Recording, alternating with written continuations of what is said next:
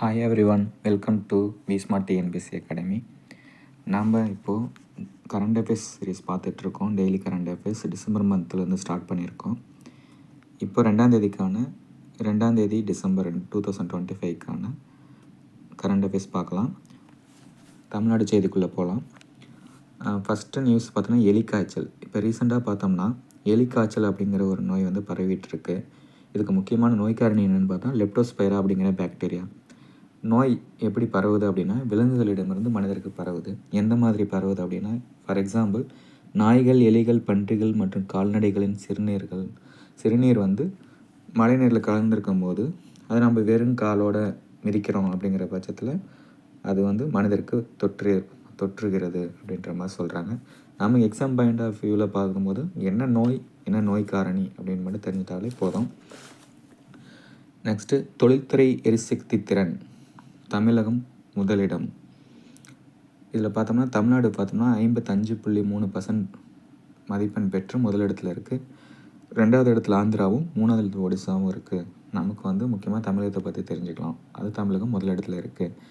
ஏன்னா பார்த்தோம்னா இப்போது தமிழ்நாடு சிஎம் வந்து ரீசெண்டாக தொழில்துறை தொடங்கிறதுக்கான அந்நிய நேரடி முதலீடுலாம் ஈட்டுறதை பற்றி நிறையா வெளிநாடு பயணம் இந்த மாதிரிலாம் மேற்கொண்டுட்டு வராங்க. நிறைய விதமான திட்டங்கள் ரிலேட்டடாக செயல்படுத்திட்டு வராங்க. அந்த வகையில் பார்த்தோம்னா தொழில்துறை எரிசக்தி திறனில் வந்து தமிழகம் முதலிடம் பெற்றிருக்கு. இப்போது நம்ம இந்தியா செய்திக்குள்ளே போய்க்கலாம்.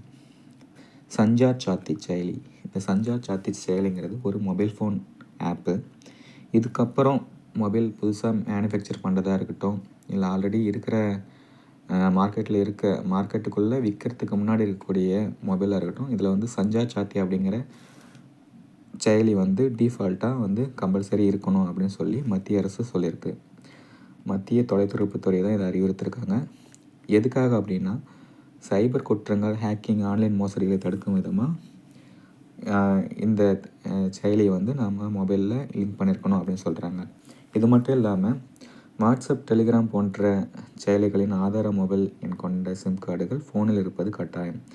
என்ன அப்படின்னா இதுக்கு முன்னாடி நம்ம வந்து ஒரு மொபைலில் வந்து வாட்ஸ்அப்பில் வந்து ஒரு மொபைலில் இருக்க சிம் கார்டை வச்சு வாட்ஸ்அப் க்ரியேட் பண்ணிவிட்டு அந்த சிம் கார்டை தூக்கி இன்னொரு மொபைல் எடுத்து போட்டு யூஸ் பண்ணாலும் ஆல்ரெடி ரிஜிஸ்டர் பண்ண மொபைல் ஆப் வந்து இதிலே இருக்கும், நம்ம மெயின்டைன் பண்ணிக்க முடியும்.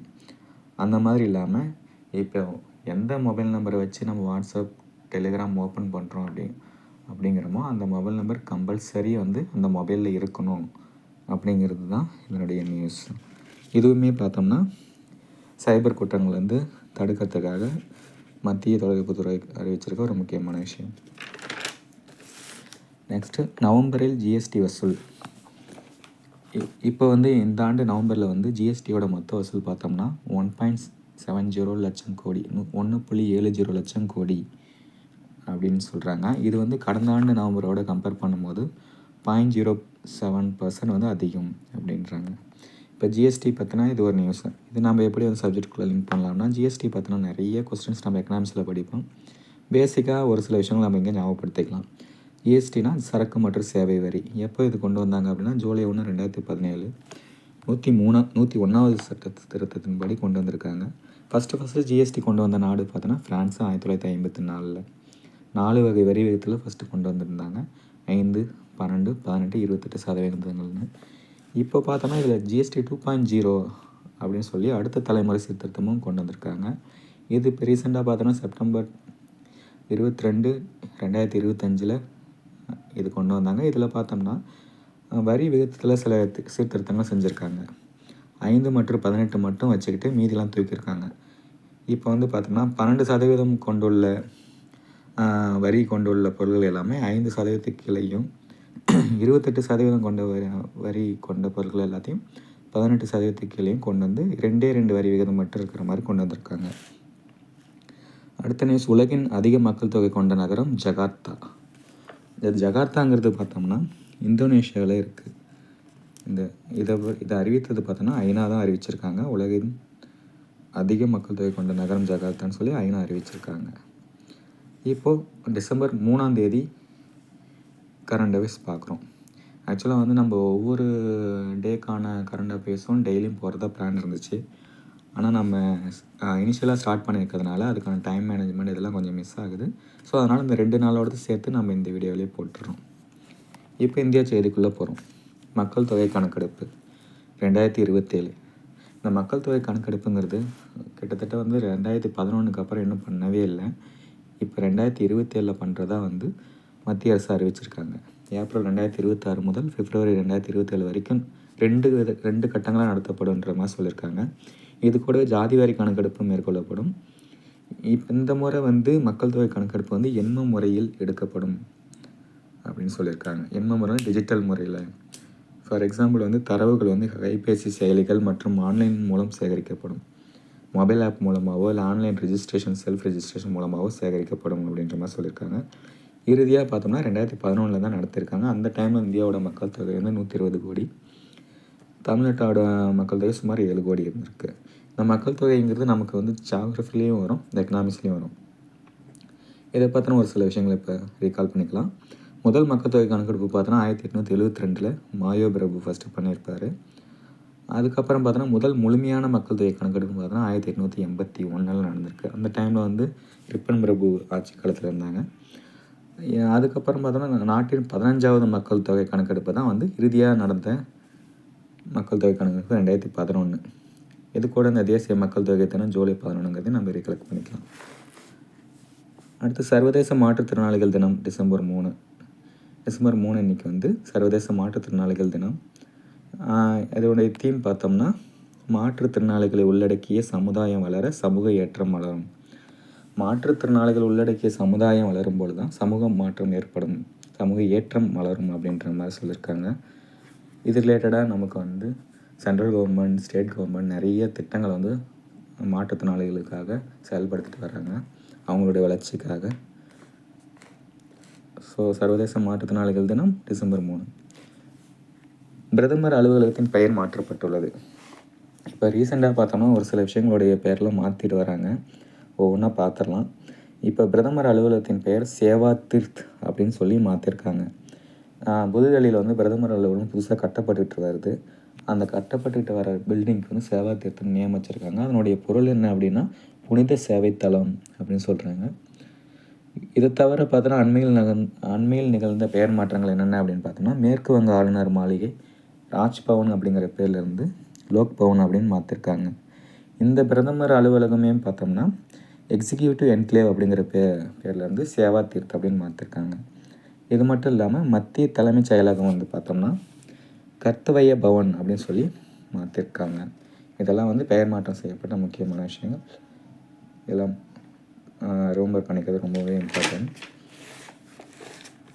சூரிய மின் உற்பத்தி கடன். சூரிய மின் உற்பத்திக்கு கடன் வந்து நமக்கு இந்தியாவுக்கு ஆசிய வங்கி வந்து வழங்கியிருக்காங்க. எவ்வளோ அமௌண்ட்டு பார்த்தோம்னா ரூபாய் 5780 கோடி. இவ்வளோ கோடி வந்து சூரிய மின் உற்பத்திக்காக கடன் வாங்கியிருக்காங்க ஆசிய வங்கிக்கிட்டேருந்து. இதனுடைய முக்கியமான நோக்கம் சுற்றுச்சூழலுக்கு வந்த மின் உற்பத்தி அப்படிங்கிறது தான். இது ரிலேட்டடான அரசு திட்டங்கள் பார்த்தோம்னா நமக்கு பிரதமர் சூரிய கர் முஃப்ட் பிஜிலி யோஜனா அப்படிங்கிற திட்டம் இருக்குது. இது எப்போ தொடங்கப்பட்டது அப்படின்னு பார்த்தா பிப்ரவரி 13, 2024 அப்போது. இதனுடைய நோக்கம் நாடு முழுவதும் 1 கோடி வீடுகளுக்கு மேற்கூரை சூரிய மின் சக்தி அளிப்பு அப்படிங்கிறது தான். ஸோ இந்த திட்டத்துக்காக இந்த கடன் வந்து ரொம்பவே யூஸ்ஃபுல்லாக இருக்கும். இந்திய மருத்துவர்கள் மக்கள் விகிதம் 881 பேருக்கு ஒரு மருத்துவர்கள் அப்படின்ற பட்சத்தான் இருக்காங்க. அந்த அப்படிங்கிற ரேஷியோவில் இருக்காங்க. இந்தியாவில் பார்த்தோம்னா 881 பேருக்கு ஒரு மருத்துவர் எண்ணிக்கையில் இருக்காங்க. WHO அறிக்கையின்படி 1000 பேருக்கு ஒரு மருத்துவர் இருந்தாலே போதுமானதுன்னு சொல்லியிருக்காங்க. இப்போ இந்தியாவில் நிறைய பட்டதாரிகள் மருத்துவ பட்டப்படிப்பு முடிச்சுட்டு சேவைக்கு வந்ததுனால நமக்கு வந்து 881 பேருக்கு ஒரு மருத்துவர்ன்ற ரேஷியோ கிடச்சிருக்கு. அடுத்து அதிவேக ராக்கெட் ஸ்லெட் சோதனை வெற்றி. சோதனை நடத்தப்பட்ட இடம் சண்டிகரில் பார்த்தோம்னா அதிவேக ராக்கெட் ஸ்லெட் அப்படிங்கிற சோதனை வெற்றி பெற்றிருக்கு. ஏன்னா வந்து அதிவேக ராக்கெட்கள் வந்து நமக்கு இப்போ ரீசனாக தெரியும், நிறைய வந்து ராக்கெட்கள் வந்து நம்ம டெஸ்ட் பண்ணும்போது நிறைய ஃபெயிலியர் ஆகுது. அதில் வந்து இந்த அதிவேக ராக்கெட் ஸ்லெட் வந்து இந்த சோதனை வந்து வெற்றிகரமாக நடத்தப்பட்டிருக்காங்க. இப்போ தமிழ்நாடு செய்திக்குள்ளே வந்துடுறோம். அந்நிய நேரடி முதலீடுகளை அதிகம் ஈர்த்த மாநிலம் தமிழ்நாடு அப்படின்ற மாதிரி சொல்கிறாங்க. தமிழ்நாடு எத்தனாவது இடம் பிடிச்சிருக்குன்னா 3ஆம் இடம் பிடிச்சிருக்கு. $357 கோடி வந்து மொத்த தொகை. இதில் முதலிடம் பிடிக்கும் மாநிலம் வந்து பார்த்தோன்னா மகாராஷ்டிரா, $1057 கோடி. 2ஆம் இடம் பிடிப்பது வந்து கர்நாடகா, $940 கோடி. நெக்ஸ்ட்டு அறிவுசார் மையங்கள். அறிவுசார் மையங்கள் பார்த்தோம்னா தமிழகம் முழுவதும் 126 கிராமங்களில் அமைய உள்ளன. அறிவுசார் மையம் அப்படின்னா இப்போ கிராமப்புற மக்கள் வந்து கல்வி அறிவு பெறுவதற்கும் தொழில் அறிவு பயிற்சிகள் பெறுவதற்கும் வந்து அறிவுசார் மையங்கள் மாதிரியான அமைப்புகள் வந்து உருவாக்குறாங்க. அது என்ன அப்படின்னா லைப்ரரி, ட்ரைனிங் சென்டர் இந்த மாதிரியான விஷயங்கள் தான். மொத்தம் 126 கிராமங்களில் அமைய இருக்கிறது. முக்கியமான நோக்கம் வந்து ஆதி திராவிட மற்றும் பழங்குடியின கிராமப்புற மக்கள் கல்வி அறிவு பெறுதல் முக்கியமான பாயிண்ட்டு. விவசாயிகள், மாணவர்கள் கல்வி அறிவு பெறுதல், மகளிர் சுய உதவிக்குழுக்கள் பயன்பெறுதல், இதெல்லாம் தான் இதனுடைய நோக்கங்கள். இந்த அறிவுசார் மையங்கள் அமைப்பது எந்த துறை அப்படின்னு பார்த்தோன்னா தமிழ்நாடு ஆதி திராவிட மற்றும் பழங்குடியின நலத்துறை தான் வந்து இதை எடுத்து எக்ஸிக்யூட் பண்ணிக்கிட்டு இருக்காங்க. முக்கிய தினங்களில் பார்க்கும்போது டிசம்பர் 2 பார்த்தோம்னா டிசம்பர் 3 பார்த்தோம்னா தேசிய மாசு கட்டுப்பாட்டு தினம். தேசிய மாசு கட்டுப்பாட்டு தினம். என்னுடைய தீம் பார்த்தோம்னா பசுமையான எதிர்காலத்திற்கான நிலையான வாழ்க்கை.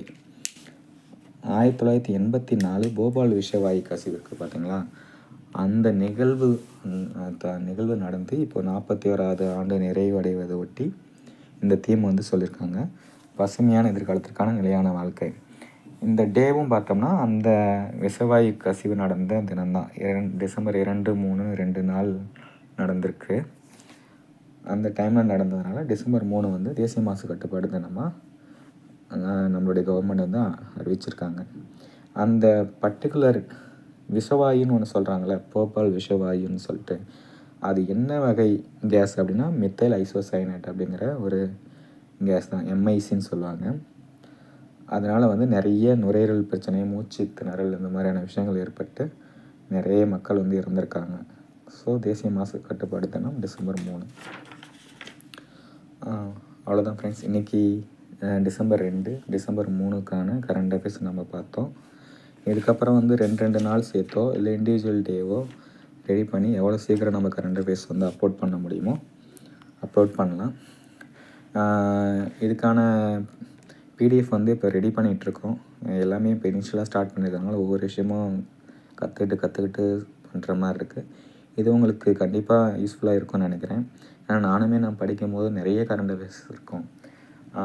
இப்போ எக்ஸாம்பிளுக்கு வந்து ஃபஸ்ட்டெல்லாம் ஒரு 10 வருஷத்துக்கு முன்னாடி டிஎன்பிஎஸ்சி படிக்கிறவங்கலாம் பார்த்தோம்னா அவங்களுக்கு ஆப்ஷனே இருக்காது. கரண்ட் அஃபேர்ஸ்லாம் வந்து ரொம்ப இந்த ஜிகே புக்கு, நியூஸ் பேப்பரை விட்டால் வேறு எவிடன்ஸே எதுவும் இருக்காது. அதை மட்டும்தான் படிப்பாங்க.